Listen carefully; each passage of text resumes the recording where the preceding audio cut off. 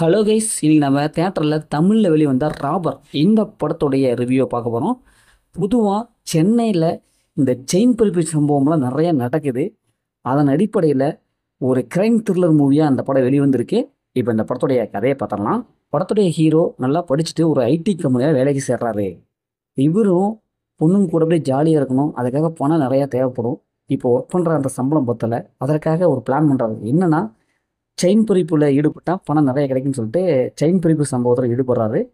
அப்படி ஈடுபட்டு அந்த செயினை இன்னொருத்தர் வில்லங்கிட்ட கொண்டு போய் மாற்றுறாரு, பணமாக மாற்றுறாரு. இவங்க வில்லன் கூட சேர்ந்துக்கிட்டு அப்படி இன்னும் நிறையா இது மாதிரி திருட்டு சம்பவத்தில் ஈடுபடுறாரு. ஒரு கட்டத்தில் இவங்க ஒருத்தர்கிட்ட நிறைய பறிக்கும்போது, ஒரு பெண்ணுக்கிட்ட நிறைய பறிக்கும்போது ரோட்டில் விழுந்து அவங்க இறந்துடுறாங்க. ஒரு கொலை சம்பவமாக நடந்துருது.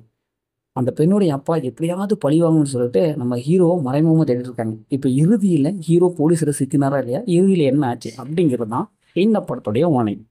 இந்த படத்துடைய பாசிட்டிவ்னு பார்த்தாவே படத்தை மிச்சம் எல்லாமே சூப்பராக பர்ஃபார்ம் பண்ணியிருக்காங்க. குறிப்பாக ஹீரோ செம்மையான ஒரு அல்டிமேட் பர்ஃபார்மன்ஸை கொடுத்துருக்காங்க.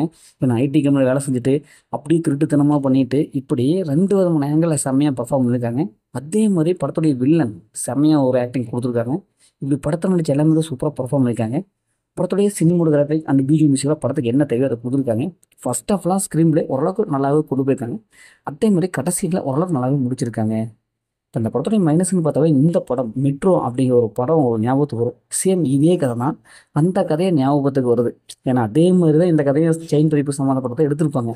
ஒரு சில சீன்ஸ்லாம் ப்ரிடிக்டபுளாக இருக்குது. அந்த படத்தில் பார்த்த மாதிரியே இந்த படத்தில் வருது. அதை கொஞ்சம் தவிர்த்துருக்கலாம். அதேமாரி பார்த்து பழக்கப்பட்ட கதை அதே டெம்பிள்கிட்ட இடையே கொண்டு போயிருக்காங்க. மற்றபடி இந்த படத்தில் பெரிய மைனஸில் எதுவுமே இல்லை. இந்த படத்தை ஃபேமிலியில் பார்க்கலாம், கண்டிப்பாக ஃபேமிலியில் பார்க்குறீங்க. ஏன்னா ஒரு சில சீன்ஸ் எல்லாம் இருக்குது, அதெல்லாம் ஃபேமிலியை தவிர்த்துட்டு தனியாக பாருங்கள். ஓகே, இதேமாரி அடுத்து ஒரு புதிய மூவி ரிவ்யூவில் சந்திப்போம்.